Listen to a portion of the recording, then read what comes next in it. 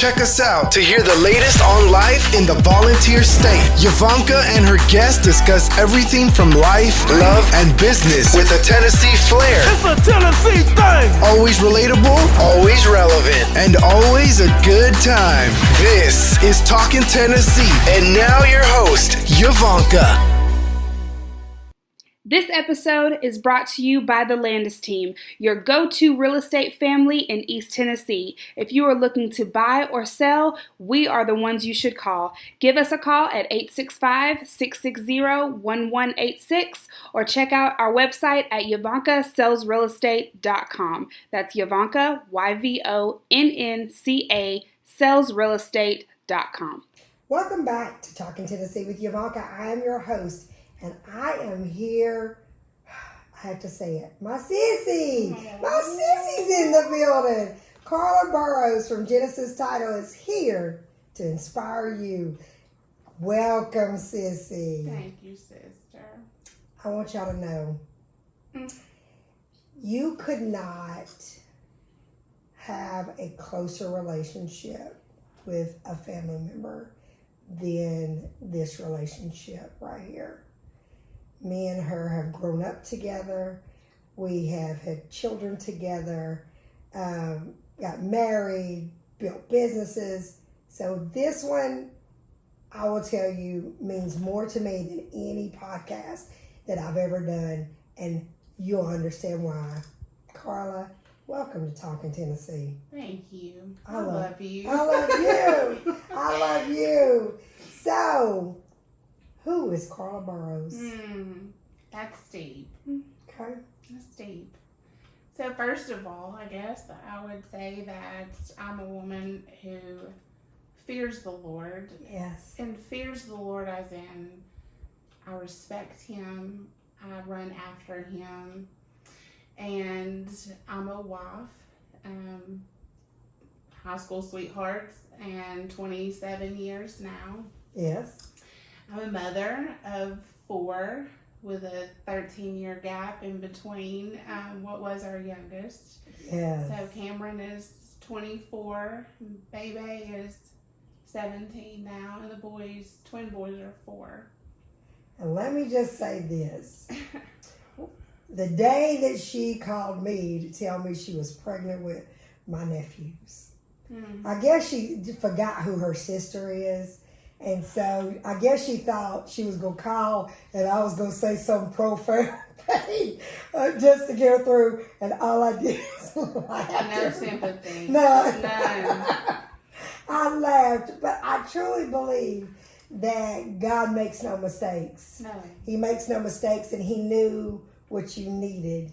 You know, honestly, Carla, she has the career, she has the businesses, she has the family, she has the husband, she has the children. But I think your boys really brought a different side of you out. They did. You know, girls bring a side out of us as well. But I think your boys came at the time that you really needed to challenge yourself in other ways. And I think that God used the boys to bring out more of Carla to the world. Yes. Do you agree with that? I do. And so, viewers, I want you to know you have to be sure to follow her on her social media pages and Genesis, and we'll get all into that. But you just have to follow her journey and just see that God is always in the midst of things, and things when you think your life is set and you think, okay, you know, I'm going to be the wife, the mother, and the businesswoman, and you know, it's all set, and I'm going near 40. God will always shake it up. Always. Amen. How old was you when you got pregnant? With Cameron, Yeah. I had her 1 month after I turned 20. Okay. And then I got pregnant with the boys when I was 39. 39, y'all. 39 years old. And Carla wasn't looking to have more kids. But if you see her with her boys, you would have thought that it was planned. Yes. You know, I dropped off my nephew, for the ones that don't know. Carla blessed me with my son, Adrienne Landes, who you hear me talk about so much. You know, Carla really wanted her nephew to be raised by a family that is going to love him and instill great values in him and just be there for him. And so I thank God that you chose me and David to bless us with that. You know, a lot of people don't know that at that time when she blessed us, I had had 6 miscarriages and I had given up on having a child, but God had a different plan. And God had a plan that he wanted to bless a child. It really wasn't about us. No. It was, he used me and Carla, but it really wasn't about us. It was about blessing a child and making sure a child, you know, had a blessed life. And so that, I think that really shows a lot of strength. And we're going to get into that of Carla's strength. But let's start about Carla as a child. Mm-hmm. What was your upbringing, Carla? It was what I would say is difficult, but also now that, you know, I've healed and I've been delivered from generational curses and strongholds, you know, I can look back where I was angry. Yes. And unforgiving. Okay. I agree. You know, my mom had me when she was 15, and there were things that happened in my life because she was a young mother that I had to forgive. But then I look back and I think she didn't know any better. Right. She was doing the best that she could. Yes. Given her circumstances. And so there were things that happened that ultimately I can say today that the enemy knew the anointing that was on my life. And he was coming after it. Hard, strong, and it started even at birth to be a baby of a teenage mother. Yes. And then things happen, you know, as young as 4, abuse. Yes. And, you know, moving, you know, I went to 8 different schools in Knox County, so never was there a firm foundation. Yeah. There was a firm foundation that I was always loved and I was always protected by God. I know that in my heart 100%. You know, I was saved at 8. I longed for church, and, you know, the elderly women in the church would always come get me, or I would walk to church. But because of generational curses, even though I loved the Lord, I still went off that narrow path. Mm-hmm. And, but God still had me. He did. The whole time. He did. And the glory of the Lord on my life, the grace and the mercy. Jesus. So let God use you, Carla. Oh. Let God use you. Yes. And so there's that spirit coming on, and I'll start crying, but I'm not going to. And it's okay.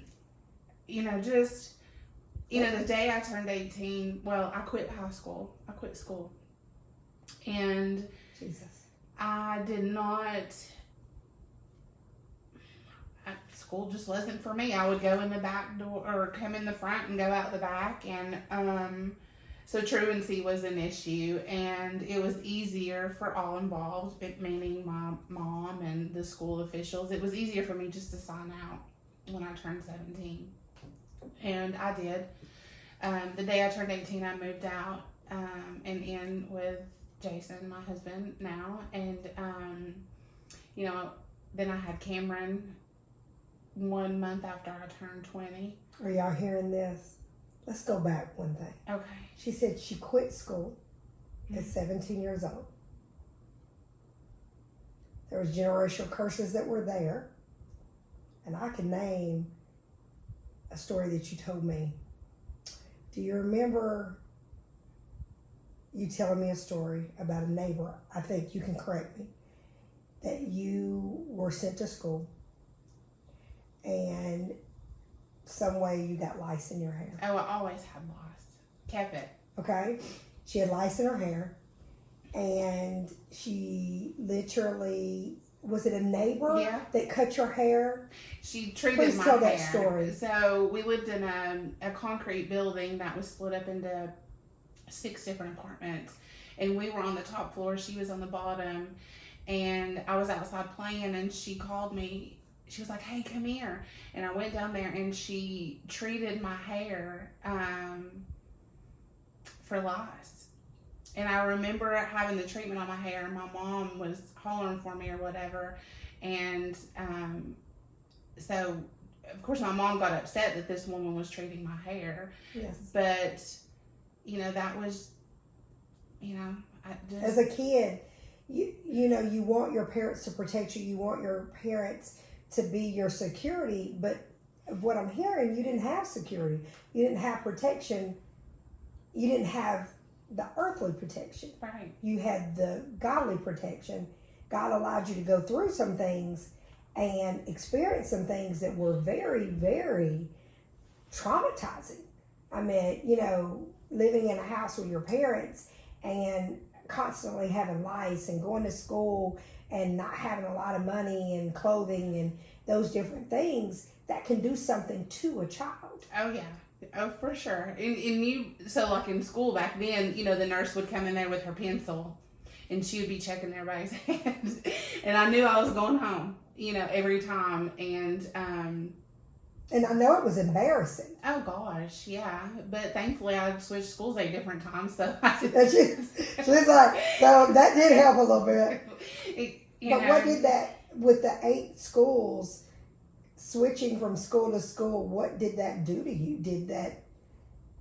Was it a new beginning to you feeling, or was it more of not being accepted somewhere and not having friends and, like constant friends? You had to constantly keep making new friends. Absolutely. And honestly, I can't remember the feelings yes. then, mm-hmm. but now I think of that as a blessing because I can walk into a room with confidence and I can talk to the president, yes, and yes. I'm not,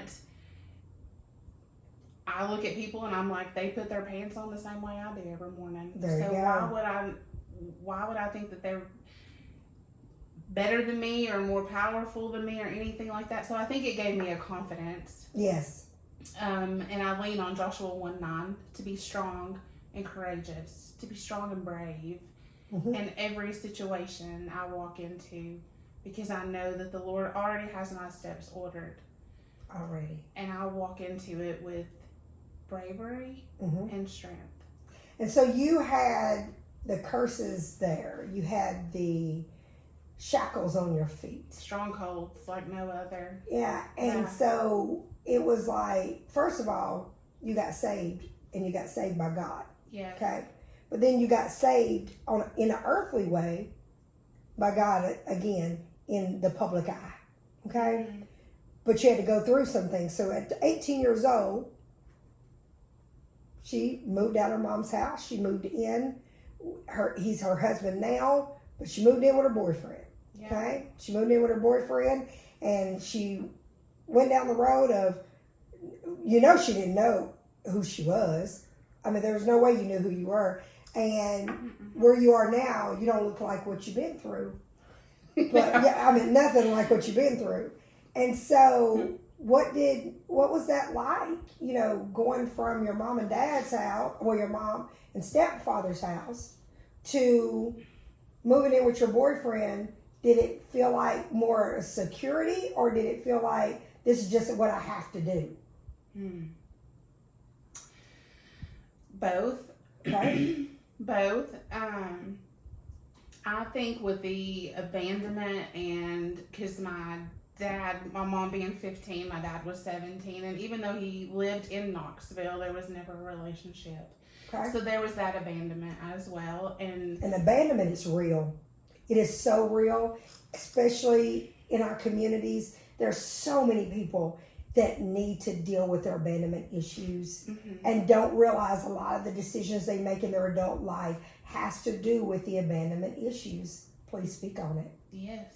So I believe that caused me to put a wall up and bury that root, so to speak, trauma, and I replaced it with grinding. Yeah. Working hard. And you turn trauma into purpose. Yes. You turn trauma Yes. into overcoming. Yes. You didn't accept what you've been through. You didn't wear it with a badge of honor. You reflect it back to where you didn't want to go back to. So you went to grinding. I went to grinding. When did you go to Chuck Farhat's office? Shout out to Chuck Farhat. Oh, Chuck. Yes, Chuck Farhat is our old employer that brought me and Carla together, and we dedicate this episode to him. Because if it wasn't for Chuck, there's a lot of things he taught us that was so hard at the time, and we felt like, why are you so hard on us? Right. Why are you doing this? And we could literally tell you stories of times that we were just so angry. But I thank God that Chuck saw something in us that we didn't see in ourselves, because we didn't know who we were at that time. When did you start working for Chuck Farhat? When I was 18. 18 years old. 98. 1998, she started working for a mortgage company as a telemarketer. And I come in and I get an ad from the about a loan officer in the newspaper. The little small ad that Chuck Farhat had out there, and that's how me and Carla met in Chuck Farhat's office, and we embarked on. And let me tell you the reason why we came together, because I was in one office when I first started. And I was sitting with a girl, I'm not going to even say her name because I don't want it to be that I'm bashing someone, okay? But she wasn't the person I needed to be sitting with, okay? And she was supposed to be training me. Well, she didn't train me anything. All she talked about the whole day is her dating the boss's son, okay? And so I'm sitting there trying to figure out, at the time, I was going through a divorce, just so much going. Well, no. Before that, when I first started, we wasn't separated at the time, and we were going down that road, okay. And all I knew is I was going to be a single mom taking care of this kid that I don't know how I'm gonna feed her, and I'm sitting with this processor that wasn't teaching me anything. Well, 3 days into that. I don't know if you remember this, 3 days into me starting is when Chuck made you a processor. Came out of the back room, Yeah. He took her out of the back room of the telemarketing room and he made her a processor. But in the midst of that, it was, okay, I'm going to have you sit over here with this processor, because he knew I wasn't learning from the other one, not knowing that Carla at that time, she was learning being a processor. Lord, I didn't even know the definition of a mortgage. Yeah, she didn't. We did not. We were that. I don't want to say dumb, but I'm like, we were dumb to the situation we were in. Let me just say that, okay? Because I just keep it real. Anyway, and I'll never forget Suzanne. Shout out to Suzanne Thompson because she supports us as well. Is that Suzanne? You remember Suzanne's file? I was about to say that file, color coded. It goes down in history of the best organization file. And me, I'll never forget Carla, Suzanne teaching me how to do this file. And I'll never forget you coming one day and I'm over here stacking this file, trying to get it all nice. And Carla comes pulling out the papers. Don't do it that way. You don't need all of that. I'll never forget, but it taught us structure.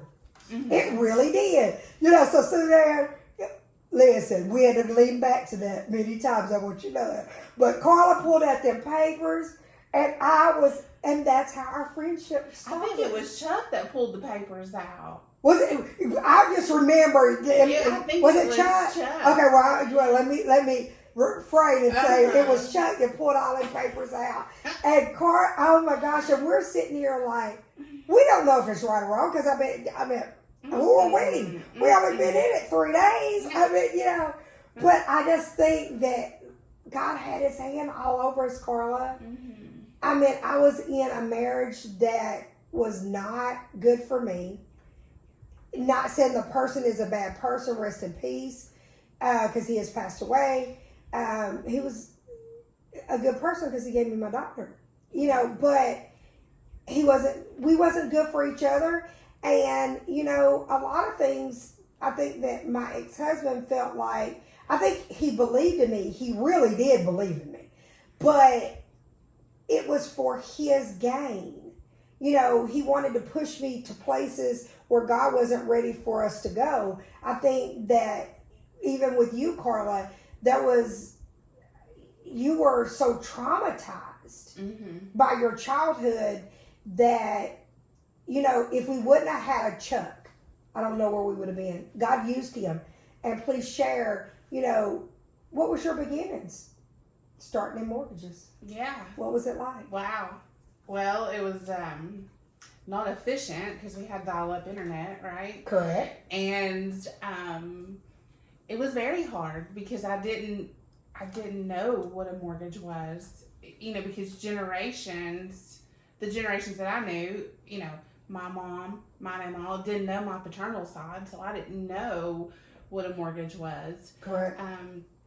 But the Lord put me in a place where I could pull wisdom and was given wisdom, which allowed me I processed for 4 years. Yeah.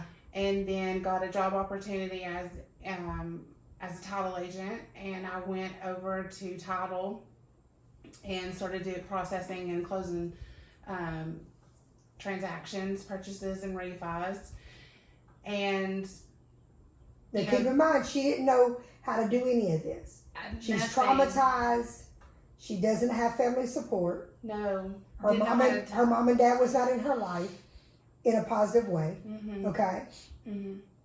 I want people to really understand you had nothing but God, and you and Jason embarked on, you know, what the life was going to be, but neither one of y'all knew. Y'all didn't have a clue. We had no clue, and we had no support. So, like, if we had to pay a utility bill and we didn't have the money, we couldn't go to our parents and ask for money. Correct. I mean, I remember pumping gas. This was before prepaid, but it was a gas station out in Deep Farragut. It was that Waggles on the left. Yes. So I had pumped the gas and went in, and the bank card had declined, and I remember counting pennies, gathering all the change. Jesus. Called Jason, and I'm like, you're gonna have to bring me some change or something. I've pumped my gas and I don't have the money. And so I remember counting specifically pennies to pay for my gas. And you look nothing like what you've been through. You know, thank the Lord. Yeah. Because I've been looking pretty rough.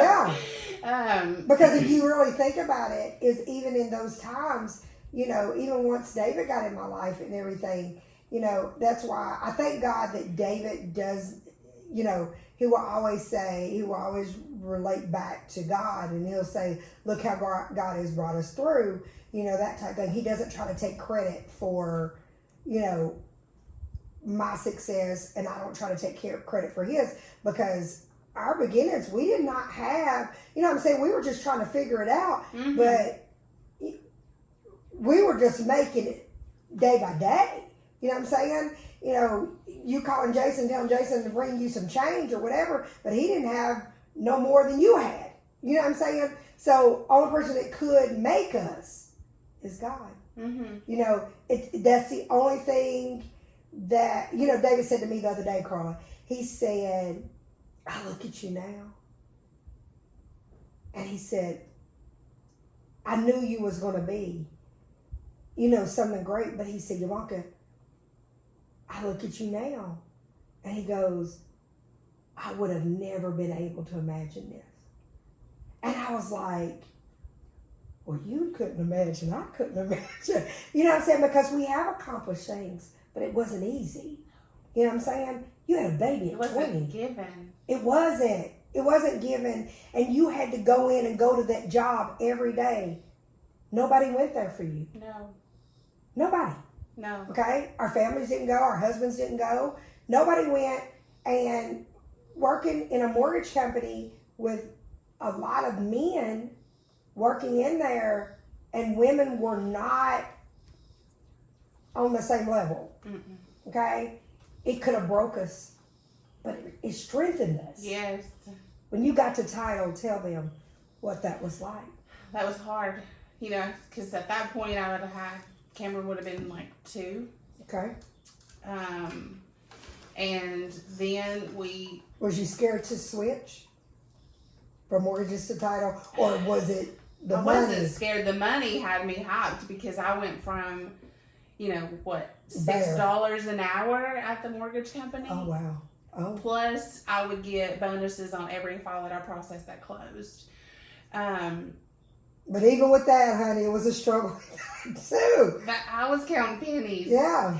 And so then when title came and they offered me a salary, I was like, You thought you was rich. Oh, moving on up, right? Honey, we call that ghetto rich. You thought you was rich, baby. Yes. So I was excited, but that salary probably evened out to about $6 an hour as much as I worked. Yeah. Because back then we didn't have mobile notaries. So now we can call a mobile notary that is self-employed and we say, hey, this loan's got to close at 7 o'clock in Kingston. We're going to contract you to go close it for us. But it wasn't like that back then. There was no contract notaries back then. Rare. It was very rare. And so I would come to work at 9, and most of the time, 9 o'clock at night. Yeah. There were nights that I was in Cobb County at midnight. Yes. I remember looking at the people's clock, and it was midnight doing their closing. And because that's what you had to do to keep the business. You had to. If you told a loan officer no, you went to go do their closing, they're gone. They're gone. And for real. So, yeah. It was serious. Yes. And that could have been the money that you make to feed your kids or kid or whatever. Because I know literally with me, I would go to Chuck's from 9 to 4:30 and clock in at service merchandise by 5:15, and I would not get home when I first started. I would not get home to 9:30, 10 o'clock at night. You know what I'm saying? And then even when I got rid of that job and I just had one job, I mean, think about it. I had to call leads, all that kind of stuff. So when you come home, it's not like I got to cut off or whatever. And there was many times when me and David first started dating, and I finally did allow David to be around Adrienne. David was my babysitter. Mm-hmm. He was, you know. But the best part about that is it helped David to build a relationship with Adrienne that is so strong now. Yeah. You know, he appreciates that time. Mm-hmm. You know, but I couldn't have paid for childcare. Think about what childcare was back then. You know, it's high now. But what I'm saying is, you had a salary, but look how many hours you had to work. I did. And Jason, you know, he was a brick and block mason. Yeah. So he would, you know, battle the weather, hot, cold, you know, and then just the physical. But then he would come home and have to take care of a baby. Yeah. And that's not easy either. No. And, you know, then I had Bailey in 2006, and still going strong for a minute, and then the market crashed, right? And so... and when the market crashed, it crashed in 08. Mm-hmm. And it crashed hard. Yes. We had built up. Just imagine this, guys. She's telling you she's a high school dropout. She's telling you she was traumatized in her childhood. She had lice in her hair on a regular, okay? Regular, okay? She got her head shaved regular because she didn't have the money to go buy the medicine. So it didn't work no more, right? They're like, this exactly. Yeah. you know, and then she didn't have a mom and dad that were in her life as a positive. As a positive. Let's talk about it. What was it like not having mom and dad? Well, I had my mama. You did? My sweet mama. Yes. She was your everything. Yes. And my mom was too. I don't want to take from her because she didn't know better. Yes. So I can't bash her for what she don't know. Mm-hmm. When you offer up the ability for the Lord to come in and heal you and deliver you, you see things in a different light. You do. I see things in a spiritual light now. I know the dark side. Yes. And I know the strongholds that can take over in the dark side. So I can't, in my heart of hearts, I can't bash her. Did it affect me? Yes, right? Mm-hmm. But I am who I am today because of the struggle. And I'm on the other side. Let God use you. I'm on the other side because I allowed the Lord. I had faith. I believed. Did I mess up? Absolutely. Did I step off that narrow path? And many a times, but I got back up. And yes, you did. And I stay up, but if I fall, I don't use it as an excuse. I don't play victim. I don't. There you go. I don't feed off of poor, pitiful me. That's not the strength that the Lord has given me. And you don't use she doesn't use her trauma to weaponize and make excuses of why she didn't do this or why she didn't do that, is what I see. Mm-hmm. I will say this, every family goes through things and there can be a lot of demons in it. It can be abuse. It can be drug use. It can be a lot of different things. And Carla's family had it all. Mm-hmm. Yeah. And Carla's childhood, she saw it all. To the abuse, to, the drug use, all those different things. But the one thing that stuck out to me is when you got pregnant with Cameron. I'll never forget you saying to me, you were like 3-4 months pregnant then. You were like, it's going to be different, Yvonnca. What I endured in my childhood, I'm not going to allow my kids to take that in their childhood. And does that mean, okay, Carla, never makes a mistake? I'm not saying she hadn't made mistakes. But the one thing I can say is that your heart was always right. Yes. You wanted more for your kids. You wanted to make sure that you broke the curses, and you went to the church. I'll never forget inviting you to Bishop Wright's church. That's another person. Love him. That did so much for me and Carla at such a young age of just talking to us and just knowing praying for us, unbelievable, and just truly believing in us and seeing something that we couldn't see in ourselves. Bishop, I'll never forget you coming to the church. The first day, he said, there's something in that girl right there. He did. He said, it's something in there and God's going to bring it out of her. I'll never forget that. Him saying it to me. And he said, there's something in her. And now the world's getting to see what's in her.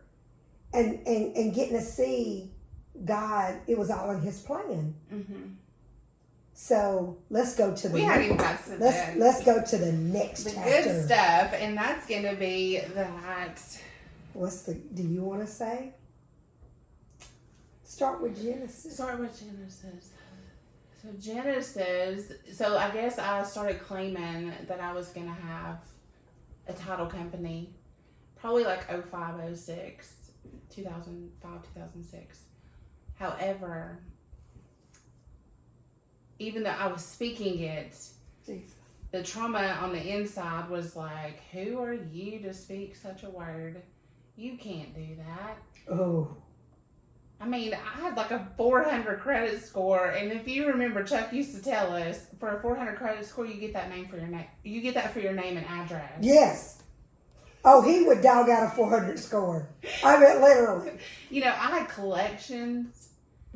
She was in judgments. Total debt. Yes. Collections, judgments. We were literally doing mortgages for people. I think that really is what humbled us, because even though we were doing mortgages, and that's why I always tell people, just because we're doing the mortgages or whatever, and that is our craft and that is our career, it's not like we haven't been there. Right. You know what I'm saying? And I always, Carla can tell you, we always gravitated to people that had bad credit. We always did. But I think it was because we knew we had been there. We knew we were there. Sometimes when we were doing mortgages, we had judgments and collections ourselves. Yes. I mean, you know what I'm saying? And I think a lot of professionals forget. They forget when they were there. And they forget, you know, I've been in credit card debt a couple times. You know what I'm saying? Mm-hmm. And I think that's what sets us apart, is because we never forgot. Right. You know what I'm saying? And so she wanted Genesis and she wanted to talk, and she told me flat, I want a title company, Yvonnca. And I was like, and I believed that she was going to get one. You going to have it? Did I know how? No, I didn't. Or whatever. And then let's talk about Bishop Henry. But I remember David saying, What did David say? that I needed to, this is David, right? So I needed to poop or get off the pot.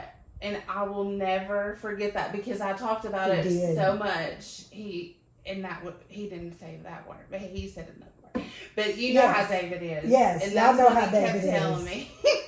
Y'all know on my Facebook Live, I be telling him a cuss word to come out his mouth. I say, it's a family show, you can't do that.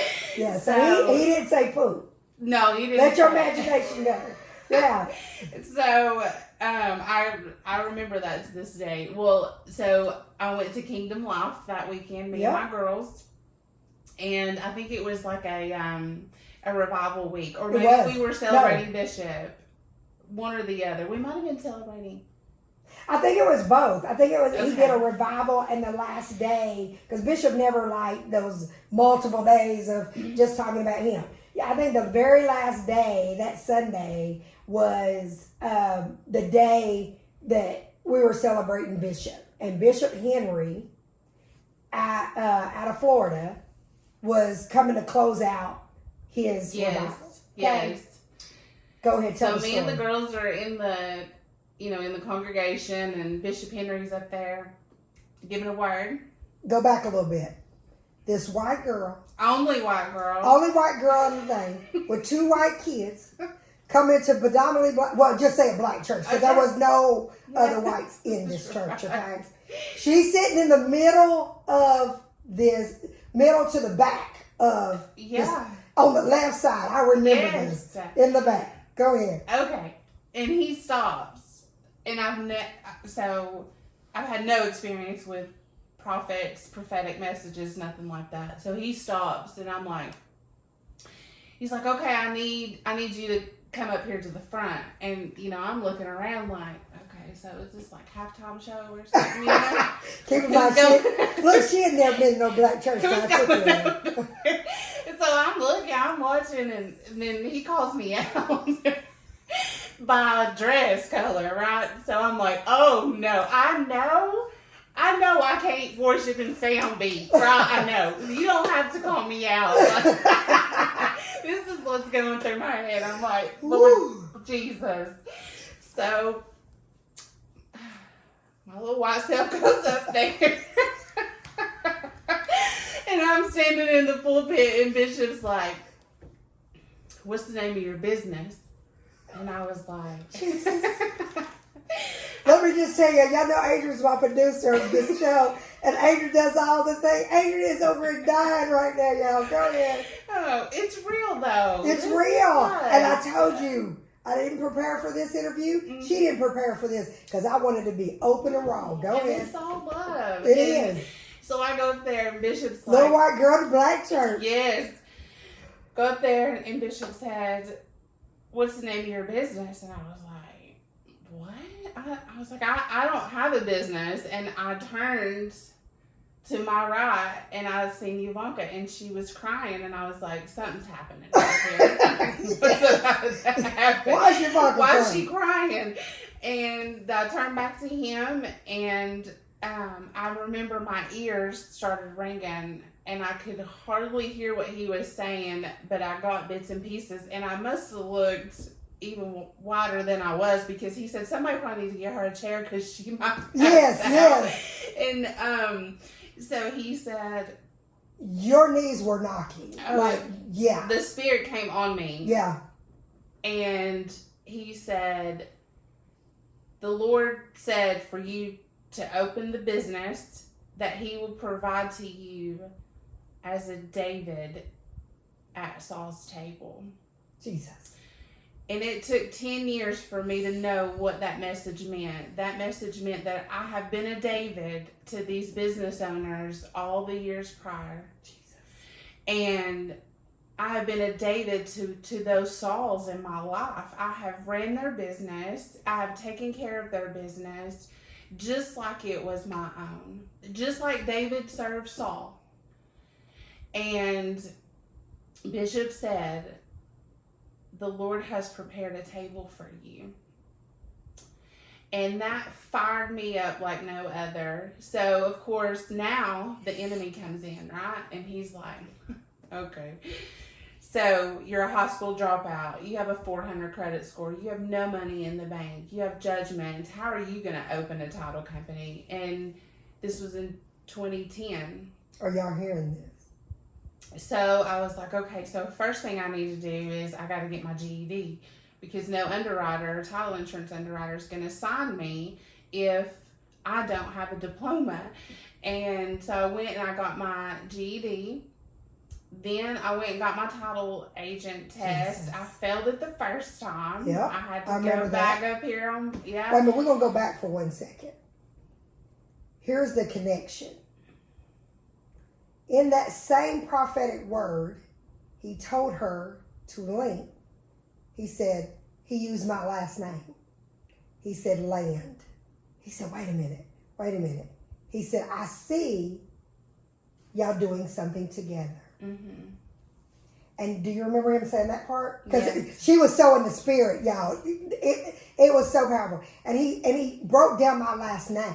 Mm-hmm. And that's why a lot of people don't understand why, people are like, well, why do you, I know your last name is Landes, that's why I go back to that name because Bishop Henry told me respect my name and to respect, what God had given me. And when he broke down my name to Carla, it gave me value through you. And I don't think I've ever told you that, is that it did not register to me what your name, my grandmother told me that your name should be more important to you than anything, more than any title, position, or whatever. But when he used your story and when he was talking to you about Latin, he broke down my last name to you, you gave me value. You gave me vision through the prophetic word that he gave to you. So I thank you for that. You're welcome. I thank you. Now go ahead. Land is. Land is. That's what it was. That's exactly what he said. Mm-hmm. Land is. Yeah. Go ahead. So this was 2010. So the GED, title agent test, had to take it twice. And then I used, back when I used to get a huge tax return. Yes. Don't get no earned income credit. Yeah. Thank you, Lord. But it is what it is. So that chunk of money I used to pay off collections and credit card debt. And in the January 2nd, 2012. Okay. Genesis Real Estate Title opened. Now keep in mind, she had worked for a mortgage company. She had worked for three title companies. So that's 4 total companies she's talking about. Mm-hmm. She had helped build those businesses. Okay? Those businesses were at its height when she was there. Okay? Some of them not in business anymore. I think only one is. Am I They wrong? recently sold out though. Okay, so never mind. So none of them are open. And so Bishop Henry tells her, here you go. God wants you to open this business. But the trauma told her she couldn't do it. Mm-hmm. The abandonment told her she couldn't do it. Her credit score told her she couldn't do it. But the accountability she had to take. Her trauma from her childhood didn't get her the GED. That trauma did not get her the credit score. She can't blame, yes, she didn't learn credit when she was a kid, but the choices that she made is why she had a 400 credit score. Mm-hmm. And the reason why I'm saying that is because I need people to understand is that even though you done went through trauma, you can't, like she says, be the victim or victimize things. Oh, well, this is why. No, she didn't pay her bills. Right. Hey, they were giving me credit cards. Okay, she didn't pay her bills. You see what I'm saying? She was living off of them Yes. and all that kind of stuff. And so she had to accept accountability. Mm-hmm. And she had to go back to school. I did. Go ahead. And so there were people put in my life that allowed me to open Genesis. Mm-hmm. And so 2012 opened Genesis, and the name is, to me, is the beginning of breaking the curse of never stepping out in faith. Jesus. I didn't have the faith until the Lord sent a man to tell me, because the Lord probably got tired of, he was probably saying the same thing David did, but just in a cleaner version, right? Yes. Just do it. Do it. Go. Get off the pot. Go. Get off the pot. Go. And for such a time as this. So I started out in a small office, got all my furniture off of like Craigslist. Mm-hmm. My closing table was a dining room table that I bought off Craigslist. And stayed in that office for a couple of years. One employee it was myself and one other employee for 5 years. And then we moved to a larger office where I got to decorate and paint on my own brand new furniture. And let me tell you, I'll never forget you buying your dining room table. Mm-hmm. Glass. Let me tell you something. It was hers. Yes. Okay. She claimed that, and she was so proud of that. And she's like, "Sissy, I got this, and da da da da, and you got to come over here." Mm-hmm. Keep going. So then we stayed. Then I hired another person. So we went from myself in 1 to myself in 2. Mm-hmm. And so that was probably year 6. And we just started year 11. Then I opened a second location in Clinton, which is my Are y'all community. hearing? She started Genesis. Mm-hmm. She did sweat equity. She worked. For a long time, it was just her Yes. in her office. Then she got employees. She had her own office 5 years. Just sweat equity. Oh, let me tell you, that first year, though, I knocked it out the park, right? Right. But because I still had those habits, those financial habits, not having that wisdom, I didn't even know if I was going to be able to pay my rent. I drained the bank account, basically. See? Because I went from a salary to being a person who was self-employed. And it's different. It's very different. And see, a lot of people don't realize that, is that everybody wants to be an entrepreneur, but if you don't have a business mind, I don't care how it'll go it'll go real fast. And you won't even know it's gone until you look up. And I didn't even know if I could pay the rent.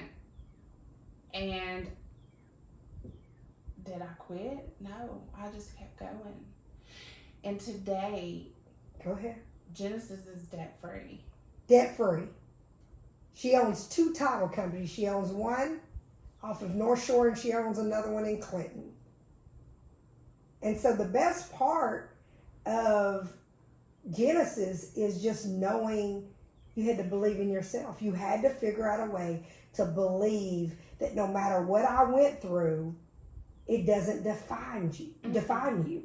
And you had to realize that you had to break some habits. You had to break some curses. You had to say no to yourself. You had to. Yes. There's a lot of things you had to do, and you had all these babies looking at you like, "What we gonna do?" I had to get it together. Get it all the way together, okay? Yeah. You know, and so she's got 2 title companies that are thriving, even in a market like it is. They're thriving. Yeah. You know, and she's been through a hard market before. 2008 was the hardest we've ever been through. But she didn't give up. She didn't give up. And she shares her story in such a way that is inspiring. You know, that no matter what, you had twins at 39. That would have been an easy way to give up. You just got to keep working at it and know, you know what, I got a family. I've got businesses, and I've worked to be here. You've worked to be here. Yes. In your personal life, in your business life, in your spiritual life. You've worked to be here. So what's next? Or what did come next? Well, there's already a next. So we had an opportunity that came, and I bought a commercial building in Clinton, and we moved the Clinton location to that building. Half of it is Genesis, and the other half was vacant. And let me just say this. The day that you called me and told me you bought a building. No, you told me you were buying a building. Yes. You know how you get that feeling of when one of your family members does something, well, you should get this feeling. It's just like, they doing it. That was my proud moment. I was so proud as your big sister that my little sister bought a freaking building. Okay, and knowing I know your story, now tell them about your building. Half is Genesis, and then the other half sat vacant for about a year. And so I had the vision of ice cream. First it was like daycare, or run a daycare, because there was a shortage in Clinton of daycares, but just the liability of that, and ice cream. And I was like, Lord, all I know is how to eat ice cream. Yes. But the logistics of a restaurant business, it's a lot. I had no clue. I mean, title is my niche. I mean, real estate, that's my thing, and that's my baby, and that's my passion. Yes. But the community, I wanted something for the community. So it just started piece by piece. The first thing that went up was a pergola that has 7 porch swings around it. You know, because we were coming out of a time of, you know, COVID, where nobody wanted to be around each other. You know, nobody was shaking hands anymore. We were just losing that personal touch in that community. And so I had the pergola custom built, and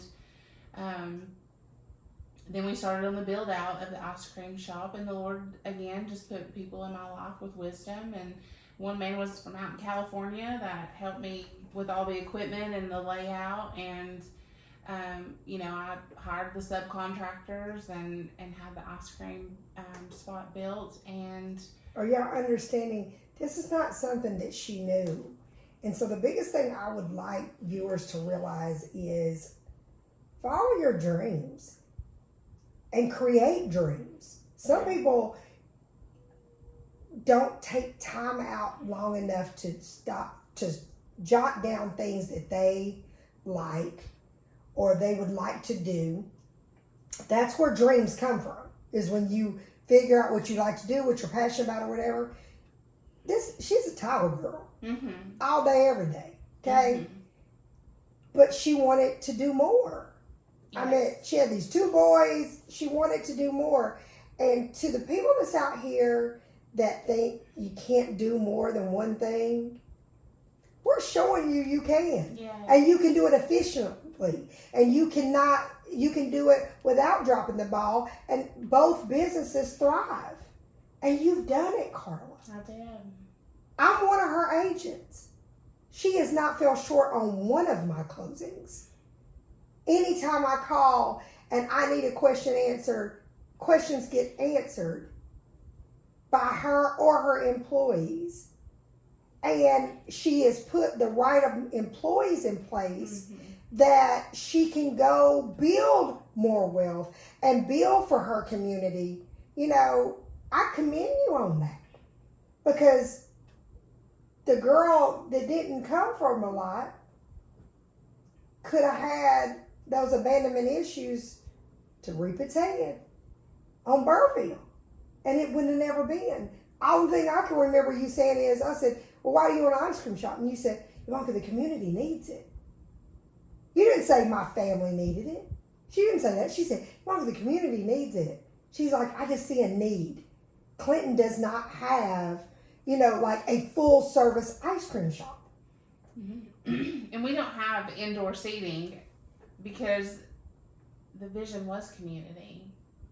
And I see worship nights and tent revivals. Tell me about your 4th of July. What she just did on 4th of July. I mean, how many ice cream shops do this? Tell me. Well, so Clinton has a 4th of July party down on Lakefront, and they'll have a fireworks show. And we rented from Turner Knox the movie experience. Thank you. And see how family helps each other. Yes. And we, me and one of my workers, her teenage brother, helped me get all that set up, and yes. And then people were able to see the fireworks from our yard, and also watch a movie. And it was not planned, but it ended perfectly. We watched Shrek. Okay. So when the firework finale was happening, Shrek's ending was happening, and it was that where they were having like the American Idol scene. Yes. Of, I believe. Yes. And so it was perfect timing, and it wasn't staged or anything, it just happened. And I believe and you brought that community. it was perfect timing, and they had a good time. And y'all have to go and look on Burville's page of the videos that were shot at this ice cream shop. They had a movie experience, and just to see how the community came together and just had their moment. I highly recommend you going out and trying out Burville, and make a date night. Go to Burville, drive to Clinton. Even if you're in Mossville, drive to Clinton and have a date night. Do something different. Let it not be all, yes, we support local, okay? But they're local too. Clinton is local, You can sit on the swing, and the yes. sunsets are just beautiful where that swing was perfectly placed. And I don't know. It's just, title has always been my passion, but I love deep. Yes. And I love Clinton, love my community. She does. And I love Knoxville too. I was born and raised in Knoxville. But in that town, I know that my kids can go somewhere, and I'm always telling my kids, all eyes on you. all are, yes. And All I know eyes in a on you. heartbeat. Yeah. Thank the Lord I do have good kids. Yes. Now the boys may give me a run for my money. They may be doing something crazy, Yes. not criminal. Yes, but boys are boys. I've got a son, and y'all hear me talk about my 15-year-old. Yeah, that's another thing. Yeah, your nephew wants to now. He said he wants to get buffed. Okay. So now he's gonna work out. So yes, I'm like, work that energy off into a good way. That's a good thing. Better get some protein, honey. So how we're gonna end this? She did not know this. Okay, how we're gonna end this podcast? I need Carla. I'm not gonna say one word. I need you to speak to my viewers, and I need you to tell them. Give them advice on not giving up, getting up, and getting past trauma. In your words, not mine. I need your words. Okay. Not giving up. Get up. And getting past trauma. Now go. Well, Take your time. the not giving up, I think that is a mindset. I think you have to have a mindset of, I'm not going to quit. I'm going to grind every day, no matter whether or not I feel like it. Because you're sowing in those moments. And the trauma, I'll tell you, I'm just now dealing with the trauma, honestly, and that's through a deeper relationship with Jesus. I went to a mainstream church, and I wasn't taught a deeper relationship with Jesus. And now I'm at a different church, and I'm learning a deeper relationship with Jesus. And when you go deep, there's some things that have to be delivered from your life. There's roots that up trauma, and the deliverance, the spiritual side of it, I'm a firm believer today. To be a breaker, a generational curse breaker, to be a breaker, you're going to be the weird one, ultimately. Yes, you are. And you're going to get judged. You're going to get judged. But the only one that I worry about judging me is the man upstairs, as my mom used to say. And in deliverance, it doesn't happen like that. There's healing, there's roots, there's forgiveness, and I have a great counselor that is walking me through that. But I lean more on Jesus, and I seek the Lord. I seek Him in the Word. I seek Him in my heart. I have my quiet time. I even fast now, which I'm not very good at, but I will be one day. But it's baby steps to go from glory to glory to glory. And I pray that each and every one of you that hear this and are looking for that strength, that you will find it. You ask God to renew your mind and soften your heart so that He can use you. Forgiveness is key. Forgiveness is key. You can't go through deliverance without forgiveness.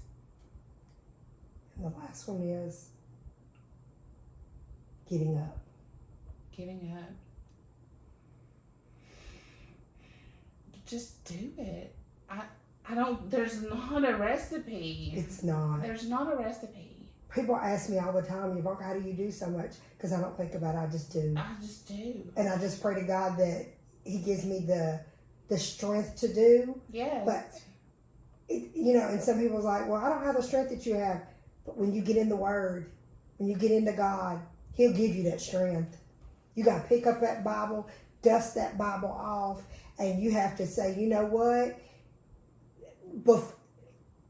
Let me say this.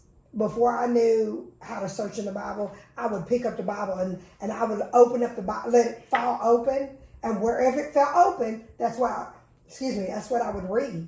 Because I didn't know it either. So don't think that me and Carla, we had this secret, way of reading the Bible, or a secret way of praying, and we had to learn intimately. Just in the last year, Yeah. I've just been seeking. So don't even use that as an excuse. And seeking like the way I seek God now, it transforms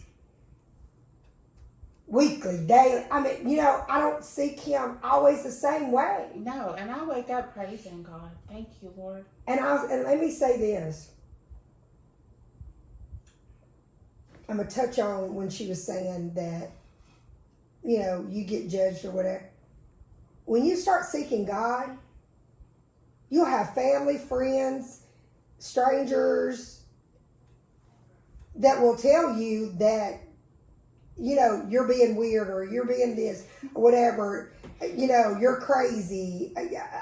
You're crazy. I don't know if you got that. I got many times people tell me I was crazy and I was not relatable anymore. I had one guy that I've been friends with a long time that he literally went on a Facebook post and said, and it really hurt me. He went on there, he said, you know what? The person I used to like, you've changed. You're not the person that was cool. Literally says this. It really hurt me because I was like, but what God showed me was, when you with me, you will change. Yeah. That's not a bad thing, Yvonnca.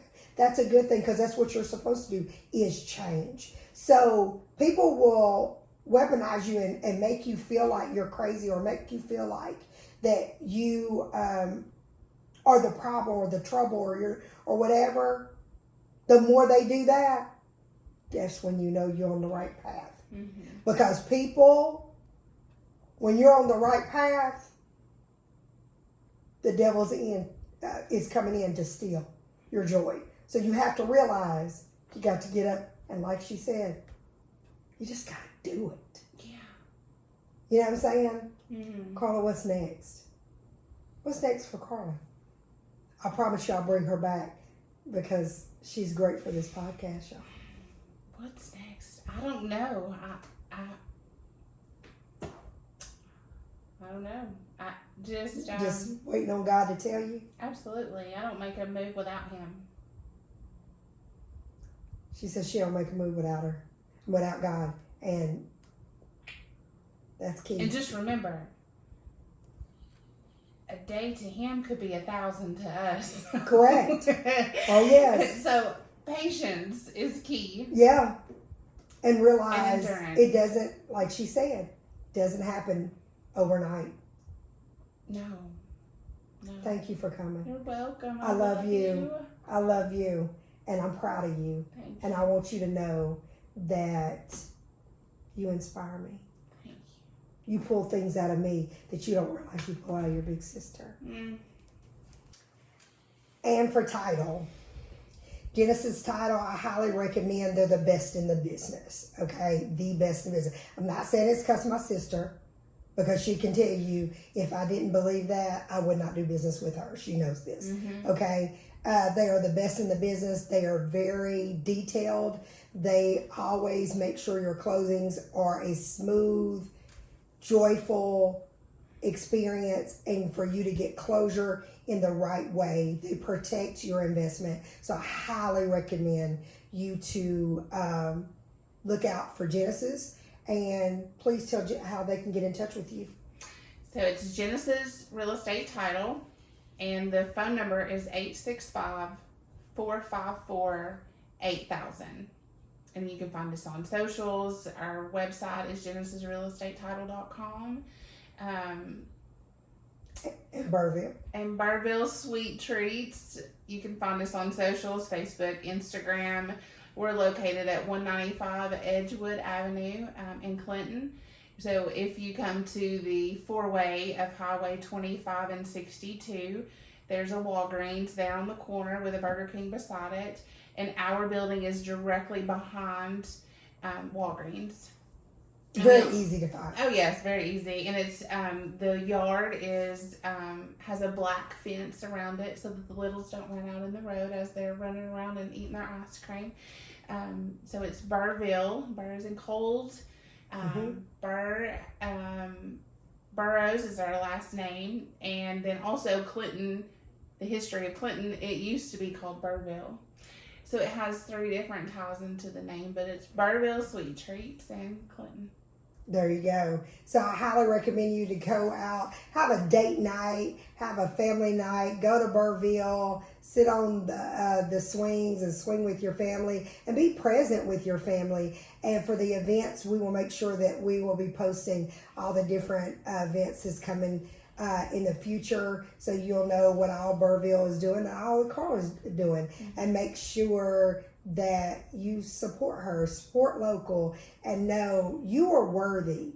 You are worthy Amen. To have a blessed life. Amen. And Carla just shared hers, and you know what? One day you'll share yours. Yes. Tune in every Friday to Yvonnca's Talking with Tennessee with Yvonnca podcast, because we are here to inspire you.